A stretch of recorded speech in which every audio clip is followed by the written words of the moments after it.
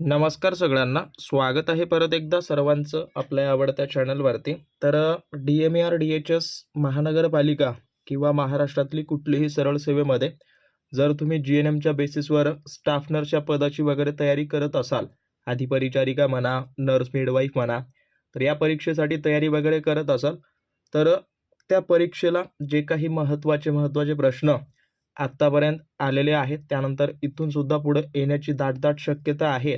असे सर्व प्रश्न आपण या ठिकाणी पाहत आहोत. तर तीच आपण सिरीज चालू केलेली आहे आणि त्याच सिरीजचा आजचा आपला दुसरा भाग आहे. त्यामुळं वही पेन घेऊन बसा आणि हे सर्व जे काही प्रश्न वगैरे तुम्ही पाहताय ते एक प्रकारे सांगायला गेलं तर सर्व परीक्षेत विचारलेलेच आहेत. ओके, गव्हर्नमेंटच्या ज्या काही एक्झाम झाल्यात, RRB, त्यानंतर एम्सच्या म्हणा, त्यानंतर अलग अलग स्टेटमधल्या ज्या काही स्टाफ नर्सच्या झाल्यात, तर त्या सर्व एक्झाममधले हे PYQ आहेत, जे की तुम्हाला नर्सिंगशी रिलेटेड आहेत, जे तुम्हाला आपल्या महाराष्ट्राच्या परीक्षेत सुद्धा त्या ठिकाणी दिसून येतील. सो नमस्कार सगळ्यांना. व्हिडिओ सुरू करण्या अगोदर सगळ्यात महत्त्वाची अपडेट ही आहे की बरेच विद्यार्थी आत्तापासून DMAR-DHS त्यासोबत इतर कुठल्याही सरळ सेवेसाठी तयारी वगैरे करत असतील, तर त्यांना परफेक्ट असं प्लेस वगैरे माहिती नाही आहे की नेमकं कुठून तयारी करावी, कशी करावी. तर यासाठी आमच्या टीमनं ऑलरेडी बॅच बनवलेली आहे. जवळपास 2 महिने झालं त्या बॅचमध्ये lectures, PDF, already test paper सगळं अपलोड होत आहे, जे की तुम्हाला सर्व जे काही परीक्षेला उपलब्ध किंवा महत्त्वाचं असेल, ज्याच्या थ्रू तुम्हाला सिलेक्शन मिळेल, तर त्या संदर्भात ऑलरेडी आमच्या टीमनं बॅच लॉन्च केलेली आहे. तर ती बॅच तुम्हाला आपल्या ॲपवरती मिळून जाईल. ॲपची लिंक खाली दिलेली आहे आणि त्या बॅचमध्ये आत्ता नेमकं काय काय अपलोड झालेलं आहे आणि याच्या पुढं अजून काय काय अपलोड होत जाणार आहे, त्या संदर्भात थोडंसं एक माहिती आहे. बरेच जण डेमोसाठी म्हणतात. डेमो म्हणण्यापेक्षा ओरिजिनल काय आहे हे पाहून घ्या, मग त्याच्यामध्ये जॉईन व्हा. ओके, सो ॲप डाउनलोड केल्यानंतर ज्यांचं कुणाचं GNM झालं आहे त्यांनी संकल्प नावाची बॅच जॉईन करा आणि ही एकच बॅच तुम्हाला DMAR-DHS त्यासोबत महाराष्ट्रातली कुठलीही सरळ सेवा परीक्षा असू द्या, त्या सर्व परीक्षेसाठी ही एकच बॅच तुम्हाला उपयोगी पडणार आहे. त्यामुळं DMAR-साठी वेगळी, DHS-साठी वेगळी, त्यासोबत इतर कुठल्याही पदभरतीसाठी वेगळी बॅच असं करायची आवश्यकता पडू नये, म्हणून आमच्या टीमनं असं सगळ्यांचा सिलेबस जो काही असेल तो कंबाईन या एकाच बॅचमध्ये कव्हर केलेला आहे. ओके, सो ही बॅच तुम्हाला जॉईन करायची आहे. सो ही बॅच जॉईन केल्यानंतर तुम्हाला नेमकं काय काय मिळेल हे थोडंसं बघा. ही बॅच ज्या वेळेला जॉईन करता त्याच्यामध्ये तुम्हाला जॉईन करण्या अगोदर जर तुम्हाला डेमो वगैरे पाहायचं असेल, डेमो PDF आहे, ही फ्रीवाली आहे. त्यासोबत अभ्यासक्रम वगैरे दिला आहे. आता बघा, याच्यामध्ये तांत्रिक विषयांचे लेक्चर हे सध्याला तुम्हाला 20 दिसत असतील, जे की 20 दिवस आमच्या टीमनं कंटिन्यू लेक्चर घेतलेलं आहे 10 वाजता सकाळी. ओके, जे की परीक्षेत आत्तापर्यंत जे काही प्रश्न आलेत अशा सर्व पद्धतीनं आता आपलं मानवी शरीरशास्त्र चालू आहे. जसं की तुम्ही बघू शकता, इथं हे मानवी शरीरशास्त्र अंतस्त्रावी ग्रंथीचा भाग आहे, हाडे आणि स्नायू आहेत, त्यासोबत श्वसन संस्था आहे, प्रजनन संस्था आहे, हे सर्व भाग आपले होत आहेत. प्रत्येक टॉपिकमध्ये जवळपास 50-50, 100-100 प्रश्न आहेत, जे की विश्लेषित स्वरूपात आहेत. परत हे सर्व लेक्चर आपले डेली 10 वाजता लाईव्ह होतात. याच्यामध्ये जे जे परीक्षेत आत्तापर्यंत आलेत ते सर्व याच्यामध्ये इन्क्लूड केलेले आहेत. ओके, सो परत याच्यामध्ये जे जे टॉपिक असतील ते सर्व तुमचे कव्हर होत जातील. हा झाला लाईव्ह सेक्शनचा भाग. परत बघायला गेलं तर दुसरा अजून याच्यामध्ये जे आहेत, जसं की आता हा वाला भाग झाला आणि तांत्रिकचे जे काही नर्सिंगचे आहेत ते टॉपिक वाईज PDF बनवून दिलेले आहेत. जे जे तुमचे टॉपिक आहेत ते सर्व. ओके, याच्यामध्ये तुम्ही पाहू शकता microbiology, fundamental of nursing, medical surgical nursing, त्यासोबत संसर्गजन्य आजार, चाइल्ड हेल्थ नर्सिंग, गायनोकॉलॉजी नर्सिंग, याच्यामध्ये अजून खूप सारे टॉपिक अपडेट होत जाणार आहेत.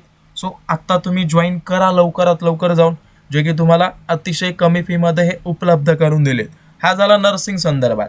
तर नॉन नर्सिंग संदर्भात बघायला गेलो तर नॉन तांत्रिक विषयाचे लेक्चर 12 अपलोड केलेत. सध्याला आपलं मराठी व्याकरण विषय चालू आहे. ओके, याच्यामध्ये सगळं काही डिटेलमध्ये आपण दिलंय. शब्दांच्या जाती, जे काही बेसिक आहे ते बेसिकपासूनचे हार्ड लेवलपर्यंतचे सगळं एक्सप्लेन या ठिकाणी करणार आहे आमची टीम. ओके, सो प्रत्येक व्हिडिओत ही माहिती देत नाही, कारण का बऱ्याच विद्यार्थ्यांचं म्हणणं आहे, ज्यांनी बॅच ऑलरेडी जॉईन केलं आहे, तर त्या सर्व विद्यार्थ्यांचं म्हणणं असं आहे की सर प्रत्येक व्हिडिओत सांगताय माहिती. सो आम्ही ऑलरेडी जॉईन केलं आहे, त्याच्यामुळं आम्हाला जी माहिती आहे ती नको आहे असं बरेच जण म्हणत आहे, त्याच्यामुळे हे मी माहिती अपलोड करत नाही. पण आत्तापर्यंतची सगळ्यात महत्त्वाची बॅच ही राहणार आहे. बाकी टेस्ट सिरीजसुद्धा अपलोड केल्यात. टेस्ट सिरीज तुम्ही पाहू शकता, जवळपास 3 पेपर अपलोड केलेत. या पेपरमध्ये जसा तुमचा ऑनलाईन पेपर होतो तशा पद्धतीनं हे त्या ठिकाणी बनवण्यात आलेलं आहे. त्यामुळं लवकरात लवकर जाऊन जॉईन करा. ॲपची लिंक खाली दिलेली आहे. बाकी काही डाऊट असतील अवश्य मला कळून द्या. बाकी धन्यवाद. पाहूयात पहिला प्रश्न. ट्रान्सप्लांट अँटीजन्स म्हणजेच अवयव प्रत्यारोपण प्रतिपिंड कोणत्या गुणसूत्रावर स्थित असतात? तर लक्षात ठेवा, अवयव प्रत्यारोपण प्रतिपिंड विचारलंय. ओके, तर ट्रान्सप्लांट अँटीजन्स हे कशावर अवलंबून असतात किंवा कुठल्या अशा गुणसूत्रावर अवलंबून असतात? तर जो तुमच्या शरीरामध्ये गुणसूत्र, ओके, क्रोमोझोम्स 6 जो असतो तर ते त्याच्यावर अवलंबून असतात. तर बघायला गेलं तर मानवामध्ये यालाच आपण काय म्हणतो, एक शॉर्ट फॉर्ममध्ये HLA म्हणतो. ओके, याच गुणसूत्राला, किंवा याला तुम्ही म्हणू शकता ह्युमन ल्युकोसाइट अँटीजन. ओके, हां, हे असू द्या, HLA अँटीजन वगैरे म्हणतात. आणि हा जो क्रोमोझोम्स आहे तो स्पेशली करून काय करतो की तुमच्या शरीरात जी काही रोगप्रतिकारक शक्ती आहे, ओके, रोगप्रतिकारक शक्ती, तर या शक्तीला एक प्रकारे तो काय करतो, मेंटेन तर करण्याचं काम आलं त्याच्याकडे.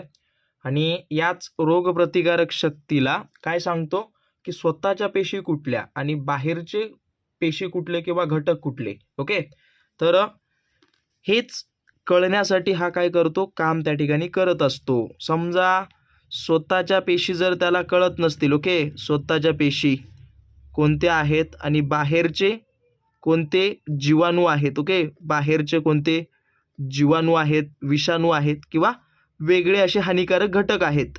ओके, तर या दोघांतला फरक कळून घेण्यासाठी किंवा कळवण्याचं काम कोण करतं, हा वाला त्या ठिकाणी करत असतो. कोणाला? रोगप्रतिकारक शक्ती जी आहे तिला. ओके, हां, तर लक्षात ठेवा, जी काही रोगप्रतिकारक शक्ती आहे तिला स्वतःच्या पेशी कुठल्या आणि बाहेरचे जीवाणू, हानिकारक घटक, विषाणू कुठले हे ओळखण्यास मदत करत असतं. जर हे व्यवस्थित असेल किंवा याचे जर गुणसूत्र व्यवस्थित जुळले तर ते अवयव प्रत्यारोपण प्रतिपिंड या ठिकाणी होत असतं. ओके, ज्याला आपण ट्रान्सप्लांट अँटीजन्स वगैरे म्हणतो. ओके, सो थोडंसं लक्षात ठेवा. बाकी बघायला गेलं तर हे जे काही गुणसूत्र आहेत, गुणसूत्र 2, ते काय करतात, तुमच्या शरीरामध्ये इन्सुलिनची जी काही निर्मिती आहे, ओके, तर हे इन्सुलिनची निर्मिती करणारं काय आहे, एक पद्धतीनं काही घटक आणि रोगप्रतिकारक शक्तीचा जो काही कप्पा चेन आहेत तर त्याच्यामध्ये हे जीन्स वगैरे असतात. सो ॲड करा. परत बघायला गेलं तर याच्यामध्ये सुद्धा महत्त्वाचे जीन्स असतात. ओके, हां, आणि परत हा सुद्धा एक गुणसूत्राचा प्रकार वगैरे आहे किंवा एक पद्धतीनं या गुणसूत्राच्या एक पद्धतीनं दोष वगैरे असेल किंवा गुणसूत्रावर हंटिंग्टन जो काही आजार आहे आणि जे काही रक्ताच्या गुठळ्या वगैरे होतात, ओके, तर त्याच्याशी निगडीत असलेले किंवा कारणीभूत असणारे घटक याला रिलेटेड असतात. तर लक्षपूर्वक नोट डाऊन करून घ्या. हे थोडंसं डिटेलमध्ये स्टडी करायला शिका. ओके, फक्त वरवर वाचून क्लिअर होणार नाही एक्झाम, त्यामुळं थोडंसं काळजीपूर्वक सगळ्यांनी अभ्यास करा. ओके, हां, आणि परत परत सांगतोय, असं प्रत्येक टॉपिक वाईज आम्ही जे आहे ते डेली लेक्चर वगैरे घेत असतो लाईव्ह. ओके, ॲपवरती घेतो. ॲपचं नाव आहे स्टडी विथ गुरु.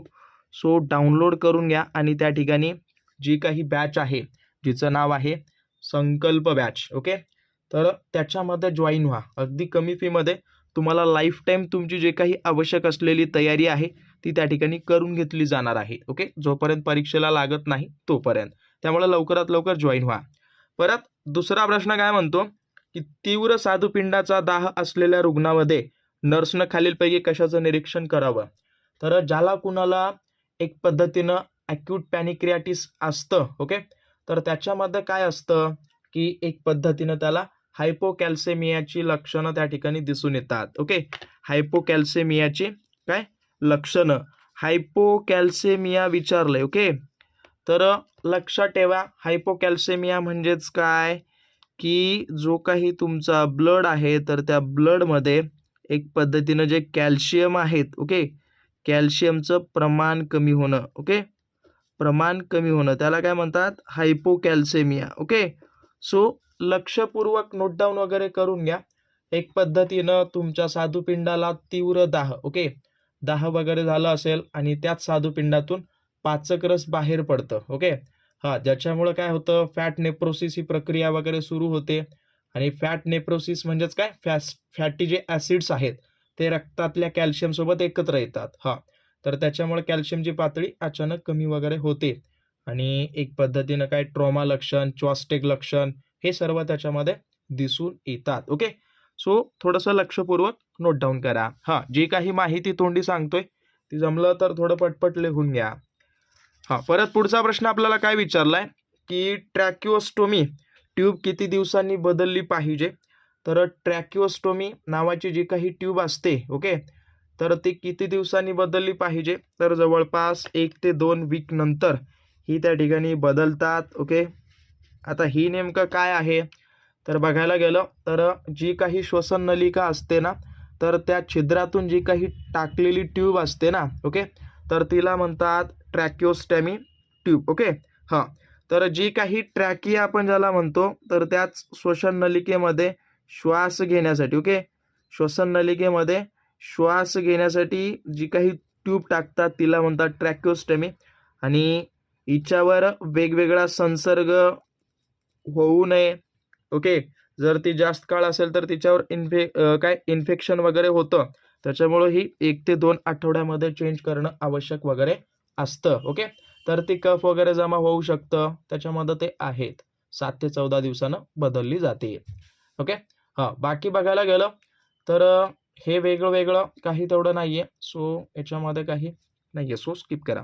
हे सर्व याच्यामध्ये आहेत हे क्वेश्चन, त्याच्यामुळे काळजीपूर्वक अभ्यास करा. आणि हे सर्व क्वेश्चन टॉप लेवलचे आहेत, PYQ आहेत आणि तुम्हाला सांगतोय जवळपास माझ्याकडे ऑलमोस्ट बघायला गेलं 5 ते 10,000 PYQ क्वेश्चन, ओके, जे की वेगवेगळ्या परीक्षेत आलेलं, त्यांचं अशाच पद्धतीनं विश्लेषण आम्ही डेली घेत असतो. ओके, 10 वाजता. सो लवकरात लवकर जॉईन व्हा. त्याची डेली फी वगैरे सुद्धा वाढत आहे, त्यामुळे आत्ता जर जॉईन झाला तर त्याच्यामध्ये तुम्हाला सर्व काही कमी फीमध्ये मिळून जाईल. परत खालीलपैकी कोणते क्रिस्टोलाइट्सचं एक उदाहरण आहे. आता क्रिस्टोलाइट्स म्हणजे काय आहे की एक पद्धतीनं जलीय द्रावण आहे, ओके, ज्याच्यामध्ये वेगवेगळे खनिज विद्राव्य आणि इलेक्ट्रोलाइट्स सहजपणे विरघळतात. ओके, तर त्याच्यामध्ये बघायला गेलं तर जे रिंगर लॅक्टेट असतं ना, ओके, ऑप्शन नंबर कुठला, डी वाला, हे त्या ठिकाणी बरोबर आहे किंवा याचं जे उत्तर आहे ते बरोबर आहे. याच्यामध्ये वेगवेगळे त्या ठिकाणी घटक इलेक्ट्रोलाइट्स सहजपणे विरघळतात आणि ज्याच्यामध्ये सहजपणे इलेक्ट्रोलाइट्स वगैरे विरघळतात त्यांना क्रिस्टलाइट्स म्हणतात, हे लक्षात ठेवा. ओके, क्रिस्टलाइट्सची प्रमुख उदाहरणे वगैरे जसं की आरएल झालं, त्यानंतर normal as it is NL वगैरे, ते सुद्धा तुम्ही NS, ओके, NS वगैरे, नॉर्मल सलाईन, ओके, तर ते त्याचं उदाहरण आहे NS आणि RLचं. बाकी बघायला गेलं तर आता हे जे आहेत ते सर्व काय आहेत, जसं की RBC, WBC, प्लाझ्मा, हे सर्व रक्ताचे घटक आहेत. ओके, रक्ताचे घटक हे सर्व एक्सप्लेन केलेत मी लेक्चरमध्ये, सो पाहून घ्या परत. आणि अजून एक सांगतो, बॅच जॉईन करण्या अगोदर एक वेळा टेस्ट सोडवा. ओके, टेस्ट सोडवा आणि तुमचे मार्क्स चेक करा. ओके, जर तुम्हाला ॲज इट इज परीक्षा जशी होते तसे जर प्रश्न दिसत असतील तर जॉईन करा. आणि एक लेक्चरसुद्धा मी डेमोसाठी सोडला आहे, तो सुद्धा पाहून घ्या. कुणीही देत नाही डेमो, PDF, डेमो लेक्चर सगळं पाहूनच जॉईन करा. ओके, सगळ्यात टॉप क्लासची संपूर्ण महाराष्ट्रामध्ये बॅच तशी कुणीही देणार नाही, चॅलेंज घ्या. ओके, खालीलपैकी कोणते उच्च ऑक्सिजन वितरण साधन आहे. तर उच्च वितरण साधन म्हणजेच एक पद्धतीनं मोठ्या प्रमाणात ऑक्सिजन प्रोव्हाइड होणं. तर त्याला आपण काय म्हणू शकतो, जो काही व्हेंच्युरी मास्क असतो, ओके, व्हेंच्युरी मास्क मार्फत हे मोठ्या प्रमाणात काय दिसून येतं, त्याला तुम्ही म्हणू शकता. ओके, जसं की आता बघायला गेलं तर एक हाय फ्लो वगैरे आहे, जे की ऑक्सिजन त्या ठिकाणी वितरण वगैरे करत असतं. ओके, सो लक्षपूर्वक नोट डाऊन करून घ्या.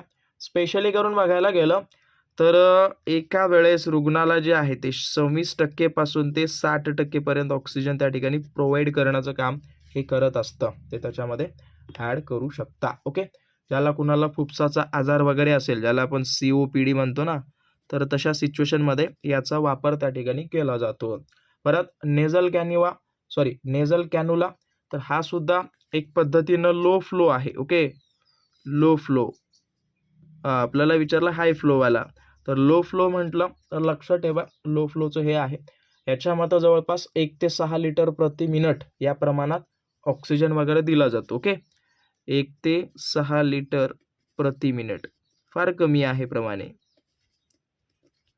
ओके, बाकी आता हे जे आहेत वेगवेगळे, जसं की बघायला गेलं तर नॉन रिव्हिदर मास्क हे जे आहे ते एक पद्धतीनं हे फिक्स असं प्रोव्हाइड होतं असं म्हणत नाही. कधी कधी हे सुद्धा असेल, जर ऑप्शनमध्ये हा नसेल तर हा सुद्धा योग्य असेल. ओके, ऑप्शनमध्ये हा आहे, कारण का हा सुद्धा काय करतो, एक ऑलमोस्ट बघायला गेलं तर 80 to 95% सुद्धा देतो. ओके, पण तेवढं ॲक्युरेट देत नाही हे.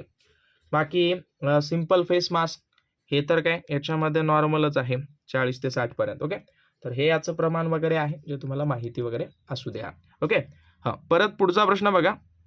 आणि अजून एक महत्त्वाची अपडेट अशी आहे की बऱ्याच जणांना माहिती नाही आहे की तुमची जी काही परीक्षा असेल DMERची म्हणा, ओके, त्यानंतर DHSची म्हणा, त्यासोबत कुठलीही महानगरपालिकेची म्हणा अथवा सरळ सेवेची म्हणा, ओके, तर त्या एक्झाममध्ये जर तुम्ही तयारी करत असाल तर तुम्हाला मराठी व्याकरण, गणित बुद्धिमत्ता, इंग्रजी व्याकरण आणि त्यानंतर GK GS या चारही विषयाचे कमीत कमी 40 प्रश्न 80 गुणांसाठी असतील, किंवा कमीत कमी कुठं कुठं 15 प्रश्न प्रत्येकाचे, म्हणजे 60 प्रश्न 120 गुणांसाठी.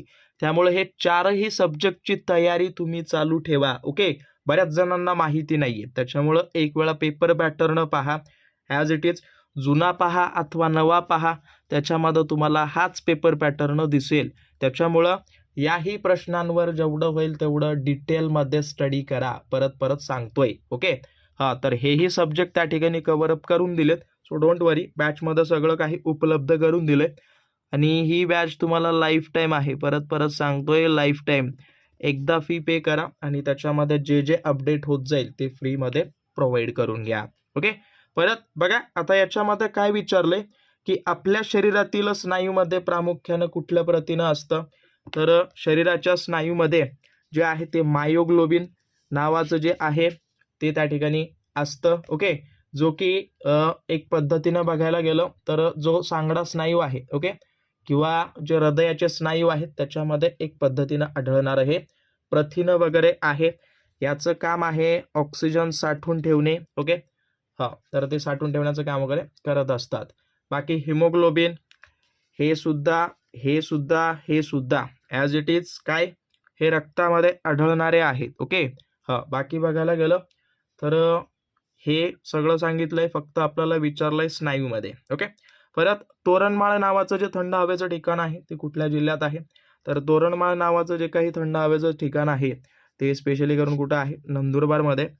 परत बघायला गेलं तर धुळेमध्ये याच्यामध्ये तुम्ही ॲड करू शकता एक लळिंग किल्ला म्हणून आहे. ओके, लळिंग किल्ला, तर तो त्या ठिकाणी आहे, फेमस आहे.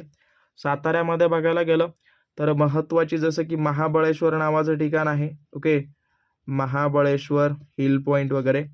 आणि परत बघायला गेलं पाचगणी सुद्धा या साताऱ्यातच आहे. ओके, पाचगणी, त्याच्यामुळे हेही लक्षात ठेवा. बाकी अहिल्यानगरच्या बाबतीत बघायला गेलं तर हरिश्चंद्रगड एक आहे आणि परत बघायला गेलं तर भंडारदरा नावाचं प्रकल्प वगैरे आहे. ओके, परत याच्यामध्ये 2025चा शांततेचा नोबेल पुरस्कार कुणाला सन्मानित करण्यात आला, तर हा जो पुरस्कार आहे तो स्पेशली करून मारिया कोरिना मचाडो यांना जे आहे ते त्या ठिकाणी करण्यात आलेलं आहे. ओके, हे त्याच्यामध्ये ॲड करू शकता. बाकी हवाला प्रश्न 9वा प्रश्न कमेंट करून द्या. हवाला माझ्या मते मागच्या सिरीजमध्ये सांगितलं आहे.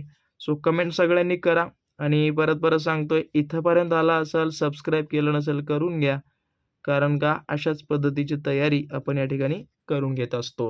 ओके, बाकी आता काय शेवटचा प्रश्न दिलाय. काय म्हटलंय की सुजलेल्या भागावर दाब दिला असता तर दाब काढून घेतल्यावरही तिथं खड्डा तसाच राहतो, त्याला आपण काय म्हणतो, तर त्याला आपण पिटिंग ओडिमा म्हणतो. Okay, pitting oedema. तर ते त्याच्यामध्ये तुम्ही ॲड करू शकता की बाबा तिथं दाबल्यानंतर तो जो काही खड्डा आहे तो जशास तसा त्या ठिकाणी राहतो. ओके. आता हा स्पेशली करून कशामुळे राहतो, ज्या वेळेला तुमच्या शरीरामध्ये जे फ्लुइड आहेत, ओके, फ्लुइडचं प्रमाण जर वाढलं तर तशा सिच्युएशनमध्ये हे घडून येतं. ओके. हां, सो लक्ष ठेवा. आणि परत आता याच्यामध्ये जसं की बघायला गेलं तर हार्ट फेलियर झालं असेल, त्यानंतर किडनी डिजीज झाले असतील. ओके. आणि त्यानंतर लिव्हर वगैरे खराब झाला असेल, तर अशा सर्व सिच्युएशनमध्ये हे दिसून येतं. ओके. हां, बाकी बघायला गेलं तर रिफॅक्टरी ओडिमा म्हणजे काय? तर एक पद्धतीनं बघायला गेलं, ओके. हां, जसं की याच्यामध्ये काय अशी सूज येते. ओके. ओडिमा म्हणजे सूज, लक्ष ठेवा. हां, तर या सूज ज्याच्यावर औषध उपचारांचा काहीही परिणाम होत नाही. ओके. जसं की बघायला गेलं तर सूज जशाच तशी राहते, जशाच तशी. म्हणजे याच्यामध्ये समजा आता तेच फ्लूइड बाहेर काढण्यासाठी लघवी जास्त व्हावी म्हणून अँटी डायुरेटिक औषधी वगैरे जरी दिलात, तरी त्याच्यामध्ये ते दिसून येत नाही. सॉरी, डायुरेटिक ना? हां. तर ते तशाच तशी राहते. बाकी पाझरणारी सूज म्हणजेच काय? एक पद्धतीनं काय हे बाहेर पडतं छोट्या-छोट्या जखमामधून म्हणा किंवा छोट्या-छोट्या छिद्रामधून हे बाहेर पडतं पाणी. बाकी डिपेंडंट ओडिमा म्हणजेच काय? एक पद्धतीनं काय गुरुत्वाकर्षणामुळे खालच्या भागात, जसं की जास्त वेळ जर बसून राहिलात, ओके, तर ते तुमच्या पायामध्ये वगैरे किंवा झोपलेल्या रुग्णाच्या पाठीच्या खालच्या भागात वगैरे सूज वगैरे येते. त्याला त्या नावानं ओळखतात. हे सर्व त्याचे प्रकार आहेत. सो आशा करतो तुम्हाला व्हिडिओ आवडला असेल. अशाच पद्धतीची सीरीज आपण कंटिन्यू करूयात. सो डोंट वरी, माझ्याकडे तुमच्या नर्सिंगचे, नॉन नर्सिंगचे खूप सारे प्रश्न आहेत, जे की खूप साऱ्या परीक्षेला आलेत आणि येणाऱ्या तुमच्या परीक्षेला सुद्धा येतील. परंतु बऱ्याच जणांचा गैरसमज असा आहे, की फक्त नर्सिंगचं केलं म्हणजे झालं. तर ते नाही आहे. लक्षात ठेवा, हे जे काही तुम्हाला सर्व सब्जेक्ट सांगलेत, ओके, जसं की मराठी व्याकरण, त्यानंतर इंग्लिश ग्रामर, त्यानंतर गणित बुद्धिमत्ता आणि जी हे सर्व करा. ओके. हां. सो याच्या व्यतिरिक्त काही वेगळं करायची आवश्यकता पडणार नाही.